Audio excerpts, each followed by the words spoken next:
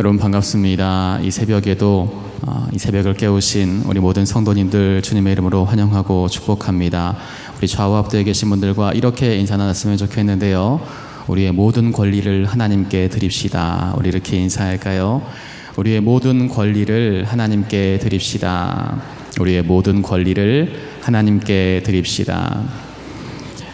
저도 어제 밤늦게까지 설교 준비를 하다가 나중에서야 알았습니다. 어제가 축구하는 날이었다는 걸 나중에서야 알았어요. 카톡을 이렇게 보다가 축구한다는 얘기를 듣고 많은 분들이 축구를 보셨을 수도 있고 안 보셨을 수도 있는데 그럼에도 불구하고 이렇게 새벽을 자리를 지키시고 하나님의 은혜로 하루를 시작하시고자 하는 여러분들 참 하나님께서 귀하게 여기실 줄로 믿습니다. 오늘도 하나님의 놀라운 말씀과 능력으로 여러분을 인도하실 줄로 믿습니다. 오늘 본문 말씀은 드디어 이제 참 우리의 마음을 계속해서 아프게 만들었던 다윗과 밧세바 사건이 어느 정도 일단락되고 정리되는 내용이 본문 가운데 나타나고 있습니다. 그리고 주초에 잠깐 말씀드렸던 것처럼 이 사건과 정리됨과 동시에 암몬 자손과의 전쟁도 이제는 마무리되는 그 모습들을 오늘 우리가 함께 읽은 본문 말씀에서 다루고 있습니다. 어제 우리가 다루었던 것처럼 하나님께서 다윗이 지은 죄, 이 밧세바 사건을 통해서 지은 죄를 지적하시는데 하나님이 특별히 무엇을 지적하셨습니까? 다윗 너가 너에게 준 그 권력을 가지고 내가 너에게 준 권세를 가지고 그 권력을 남용했다. 그 권력을 남용해서 내 이웃의 아내를 탐하고 그 권력을 남용해서 너가 간음하고 그 권력을 남용해서 너가 살인을 저질렀다라고 하는 것을 다윗에게 알게 하셨습니다. 오늘 본문 말씀은 그 이후에 다윗이 입술로 고백하며 회개하고 그리고 이제는 삶을 돌이키는 모습이 오늘 본문 말씀 가운데 등장합니다.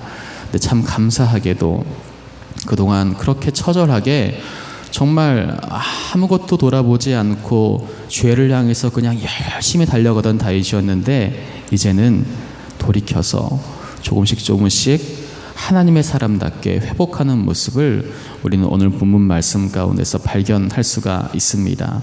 그 말씀을 좀 살펴보면서 오늘 우리가 해야 할 하나님의 우리가 순종해야 할 하나님의 말씀은 무엇인지, 하나님께서 오늘 우리에게 원하시는 것은 무엇인지를 함께 좀 나누어 보고자 합니다. 물론 다윗이 회개를 했습니다. 하나님께서 그 회개를 받아주셨습니다. 그러나 나단 선지자를 통해서 하나님께서 말씀하셨습니다. 너는 용서받겠지만 태어난 아이는 반드시 죽을 수밖에 없을 것이다 라고 그렇게 말씀을 하셨어요. 어제 읽었던 말씀인데요. 사무엘하 12장 14절부터 15절까지 한 페이지만 앞으로 넘기셔서 어제 읽었던 말씀 사무엘하 12장 14절 15절 말씀을 다시 한번 한 목소리를 읽어보겠습니다. 시작. 이 일로 말미암아 여호와의 원수가 크게 비방할 거리를 얻게 하였으니 당신이 낳은 아이가 반드시 죽으리이다 하고 나단이 자기 집으로 돌아가니라. 우리아의 아내가 다윗에게 낳은 아이를 여호와께서 치심에 심히 앓는지라. 아멘. 하나님께서 너가 그토록 처절하게 지었던 죄의 결과로 태어난 아이, 그 아이는 반드시 죽게 될 것이다 라고 나단 선지자를 통해서 선언하셨고 실제로 하나님께서 그 아이를 치심에 그 아이가 앓았더라 라고 기록이 되어 있습니다. 그리고 오늘 우리가 함께 읽은 말씀을 보니까요, 다윗이 그 아이를 통해서 눈물로 기도하고 금식하며 기도하고 애통하며 기도하는 모습이 나타나 있어요. 우리 오늘 함께 읽었던 말씀 사무엘하 12장 16절과 17절 말씀을 다시 한번 한 목소리로 읽겠습니다. 시작. 다윗이 그 아이를 위하여 하나님께 간구하되 다윗이 금식하고 안에 들어가서 밤새도록 땅에 엎드렸으니 그 집에 늙은 자들이 그 곁에 서서 다윗을 땅에서 일으키려 하되 왕이 듣지 아니하고 그들과 더불어 먹지도 아니하더라. 아멘. 여러분, 이 말씀을 보면 다윗이 얼마나 애통하면서 얼마나 처절하게 진심으로 기도했는지를 알 수가 있지요. 그 아이를 살려주십시오 하나님. 하나님 그 아이를 살려주십시오라고 하면서 아주 처절하게 기도하는 모습을 우리는 이 본문 말씀을 통해서 발견할 수가 있습니다. 죄 지은 사람은 다윗인데 죄 없는 아이가 죽음을 선고받았어요. 이게 얼마나 안타까운 일입니까? 그리고 아이를 둔 부모의 입장이라면요, 이 일은 지금 굉장히 상상할 수 없는 일이에요. 아니, 이 아이가 무슨 죄가 있다고? 만약에 저 아이에게 죽어 마땅한 죄가 있다고 할지라도 하나님 그 죄를 나에게 돌리십시오. 내 아이의 죄를 나에게 돌리십시오. 제가 대신 죽겠습니다 라고 하는 게 그게 부모의 마음이잖아요. 그런데 오히려 반대로 내 죄 때문에, 내가 저지른 죄 때문에 지금 아이가 죽게 생긴 거예요. 그러니 다윗의 마음 가운데 얼마나 큰 죄책감이 밀려오겠습니까? 어떻게 내 자식이, 내 새끼가, 내 아들이 내가 저지른 죄 때문에 죽게 된단 말인가? 너무 비통한 거예요. 다윗의 마음이 너무 무거운 거예요. 다윗의 마음이. 그래서 하나님께 나아가서 눈물로 기도하고 금식하며 기도를 했습니다. 그러나 하나님께서는 자신의 그 뜻을, 선언을 돌이키지 않으셨어요. 하나님께서 가끔씩 그 선언을 돌이키시고 회복하실 때가 있지만 또 가끔씩은 이렇게 그 뜻을 끝까지 굽히지 않으시고 진행하실 때가 있습니다. 왜냐하면 죄의 삭은 분명히 사망이라는 것을 보여주시기 위해서예요. 어쩔 수 없다. 죄의 삭은 사망이다. 제가 설교할 때 가끔씩 누누이 강조하며 말씀드리지만 우리 주 예수 그리스도의 이름을 믿는 그 믿음 외에는 결코 구원함을 받을 수 없는 것처럼, 예수님만이 우리의 길이요 진리요 생명이신 것처럼, 그게 진리인 것처럼 죄의 삭은 사망이라는 것도 여러분 분명한 사실이고 진리입니다. 우리는 값싼 은혜에 도취되어서 그 사실을 잊어버리면 안 돼요. 이 아이는 죄의 열매로 태어난 아이였고 하나님께서 선언하시는 대로 죽을 수밖에 없었습니다. 이 아이가 이래 만에 죽었다라고 되어 있어요. 그것은 보통 이 이스라엘 공동체 안에서 아들이 태어나면 낳은 지 8일 만에 할례를 받습니다. 낳은 지 8일 만에 할례를 받고 그 공동체의 일원으로 이제 등극을 하게 돼요. 그런데 이래 만에 죽었다고 하는 걸 보니까 이 아이는 할례를 받기 전에, 이스라엘 공동체의 일원이 되기 전에 하나님께서 이미 그 생명을 거두어 가셨다라고 본문 말씀을 나타내고 있습니다. 이러한 아이의 죽음 앞에서 이제 신하들이 난리가 났어요. 야, 이 다윗 왕이 저 아이가 살아있을 때도 저렇게 금식하고 애통하며 기도했는데 이 아이가 죽었다는 사실을 알면 도대체 어떻게 반응을 할까 하고 긴장한 거예요. 우리 오늘 본문 말씀 사무엘하 12장 18절 말씀, 18절 말씀을 다 같이 한 목소리로 읽겠습니다. 시작. 이래 만에 그 아이가 죽으니라. 그러나 다윗의 신하들이 아이가 죽은 것을 왕에게 아뢰기를 두려워하니, 이는 그들이 말하기를 아이가 살았을 때에 우리가 그에게 말하여도 왕이 그 말을 듣지 아니하셨나니 어떻게 그 아이가 죽은 것을 그에게 아뢰 수 있으랴. 왕이 상심하시리로다 함이라. 아멘. 신하들이 볼 때 아이가 살아있을 때에도 다윗 왕이 그렇게 우리의 말을 듣지 않고 비통해하고 식탁을 거절하고 하셨는데 아이가 죽었다는 사실을 알면 도대체 얼마나 더 상심을 하시겠느냐. 야, 이 사실을 도대체 알릴 수 있는 용기가 우리에게 없다. 어떻게 알리냐 이 사실을 하면서 두려워하고 있죠. 그런데 다윗이 눈치를 챘어요.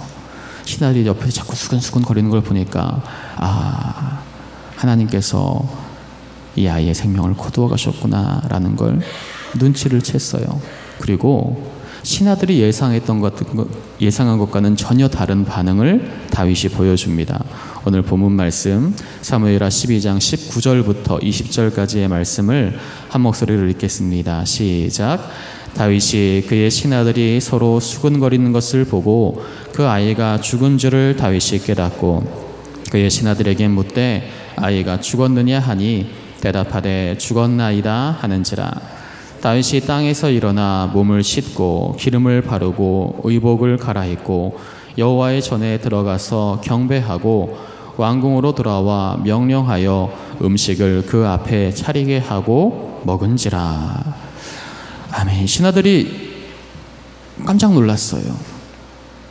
아니, 자신들이 예상했던 것과는 너무나 다른 거예요. 어떻게 아이가 죽었다는 사실을 알고 오히려 극적으로 더 좋은 모습을 다윗이 보여주니까 신하들이 깜짝 놀랐습니다. 아이가 죽었다는 사실을 알자 다윗은 일어나서 몸을 씻고 기름을 바르고 의복을 갈아입고 여호와의 전에 들어가서 경배했다고 되어 있습니다. 헷갈리시면 안 돼요. 다윗 시대에는 아직 성전이 지어지기 전입니다. 그런데 이 본문 말씀에는 여호와의 전에 들어가서 경배했다고 되어 있는데, 이거는 지어진 성전에 들어가서 경배했다는 얘기가 아니라 하나님의 언약궤, 법궤가 있는 곳에 가서 경배했다라는 것을 나타내고 있다는 걸 헷갈리시면 안 됩니다.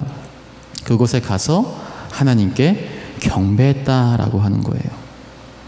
어떻게 그 순간 하나님께 다윗은 경배할 수 있었을까요? 여러분이 만약에 그 상황이시라면, 다윗의 입장이시라면, 아니 그와 비슷한 일만 생겼다고 하더라도 여러분 어떠실 것 같으세요? 그 사실 깨닫고 나서, 그 사건이 벌어지고 나서 과연 오늘 우리는 하나님께 나아가서 경배할 수 있을까요? 아무렇지 않다는 듯이 그렇게 나아가서 경배할 수 있을까요?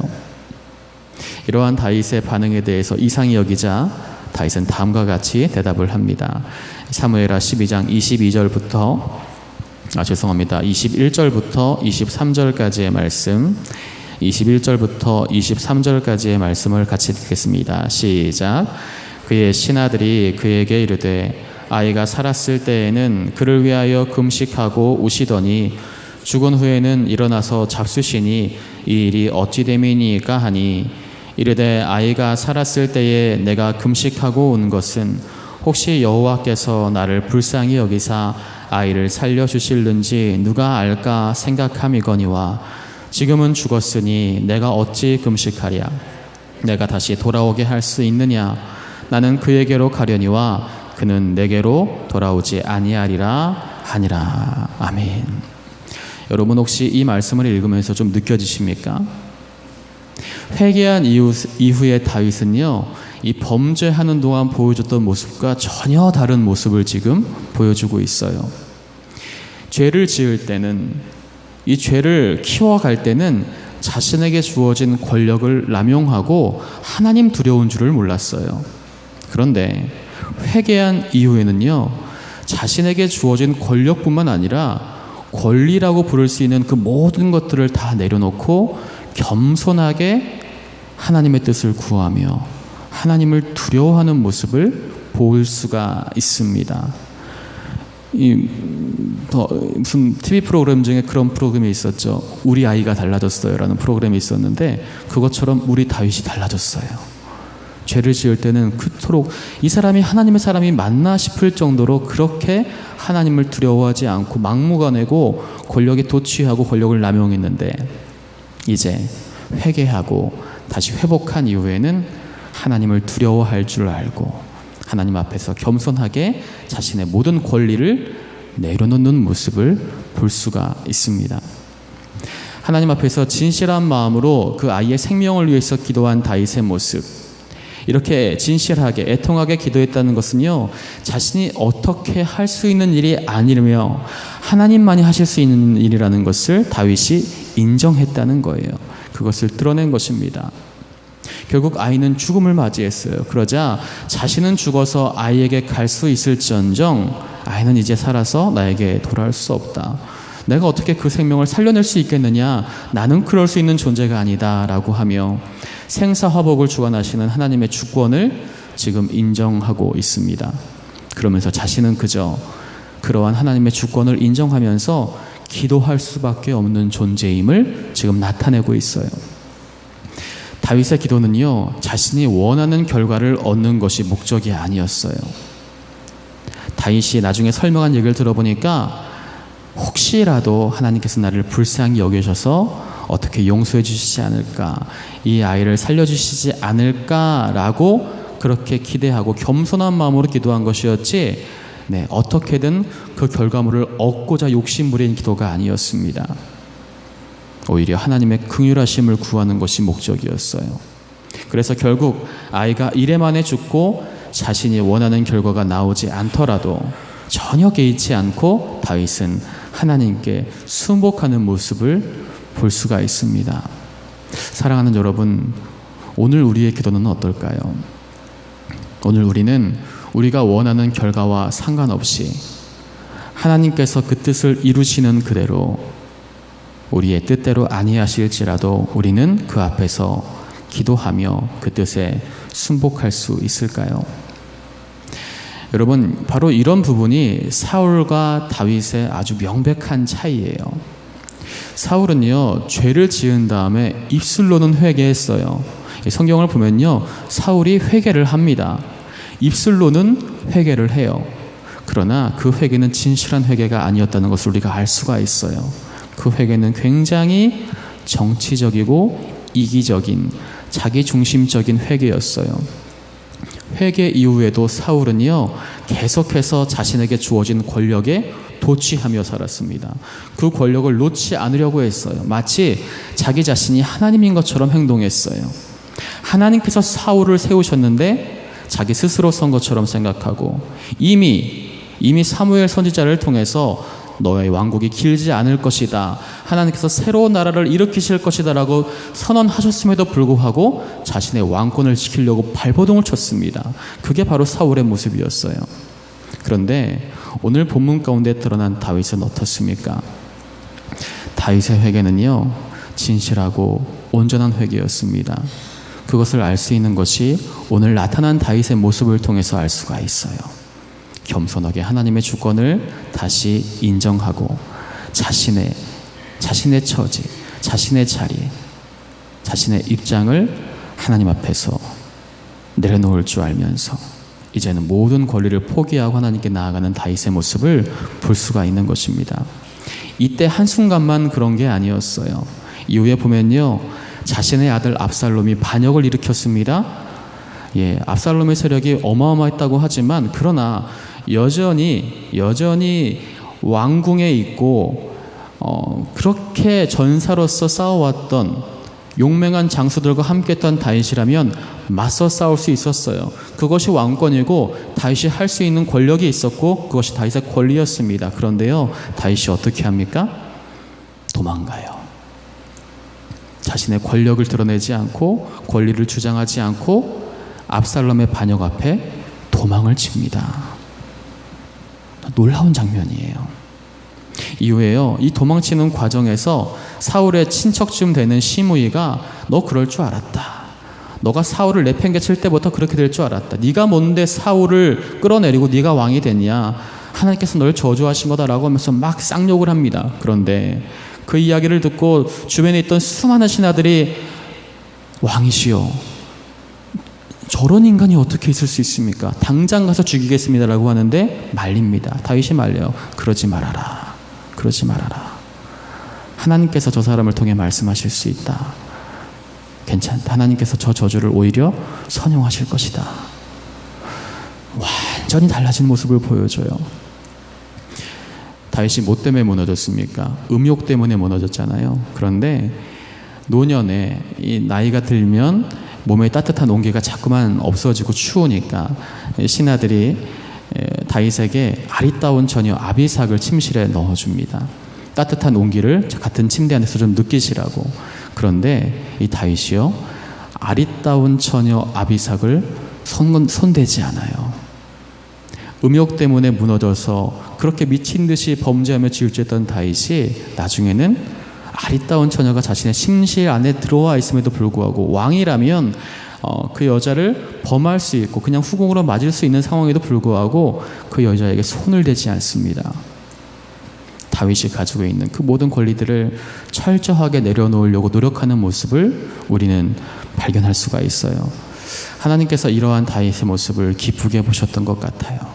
그래서 그 아들을 새로이 주셨는데 솔로몬이라고 이름을 지었습니다. 솔로몬의 이름은요, 여러분, 이 보상과 대가라는 의미가 있습니다. 그리고 어원을 추적해 보면요, 샬롬과 같은 말이에요. 같은 뜻이에요. 발음하는 게 좀 다를 뿐이지 의미적으로는 같은 말입니다. 평안이 임하였더라라는 뜻이죠. 그런데 여러분, 이 샬롬이라는 단어의 이 어원적인 의미 안에는 우리의 모든 대가를 지불하다라는 의미 안에서 예수 그리스도를 나타내는 암묵적인, 암시적인 단어가 바로 샬롬입니다. 하나님께서 우리에게 진정한 평안을 예수 그리스도를 통해서 이루시고 우리의 모든 대가를 예수 그리스도를 통해서 지불하시기 때문이죠. 다시 말해서 예수 그리스도는 하나님의 권리 포기를 나타내요. 하나님은 자신의 모든 권리를 포기하시고 이 땅 가운데 내려오셔서 우리를 구원하셨습니다.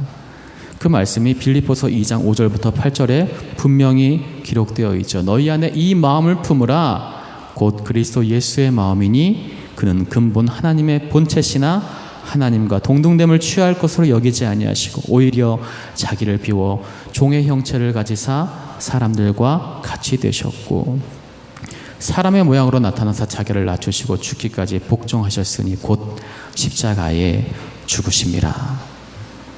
하나님께서는요, 우리를 사랑하시사 자신의 권리를 포기하셨어요.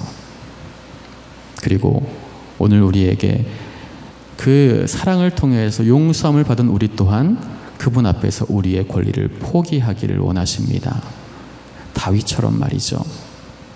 인간은요, 자신의 경험을 통해서 자신의 경험에 대해서 공감하고 책임을 져야 할 그러한 운명입니다. 내가 그것을 경험했다면 공감할 수 있어야 돼요. 내가 그것을 경험했다면 내가 그 문제에 대해서만큼은 책임질 수 있어야 돼요. 자신이 얼마나 큰 죄인인지를 깨닫고 그렇기에 그 죄를 용서해 주신 하나님의 은혜가 얼마나 큰 은혜와 사랑인지를 깨달은 사람은요, 하나님 앞에서 자신의 권리를 함부로 주장할 수 없습니다. 왜냐하면 그저 이 큰 죄가 도저히 용서받을 수 없다고 느껴지는 내가 나라도 용서할 수 없을 것 같은, 나 스스로를 용서할 수 없을 것 같은 그 죄도 하나님께서 용서해 주셨기 때문에 용서함 받았다는 사실 하나만으로 그저 감사할 뿐이죠. 그래서 하나님께서 마태복음 18장에서 비유를 통해서 분노하시는 이유가 무엇이에요? 어떻게 1만 달란트 빚진 자가 탕감을 받았는데 그 큰 죄를 용서함을 받았는데 어떻게 100데나리온 빚진 자를 용서하지 못할 수가 있느냐? 왜 너희가 그렇게 큰 죄를 용서함 받았다는 사실을 금방 잊어버리고 그 경험을 가지고 다른 사람의 죄를 용서해 주지 못하느냐? 왜? 끝까지 나는 저 100데나리온을 받고야 말겠어 라고 하는 권리를 주장하느냐? 라고 말씀하시며 분노하시죠.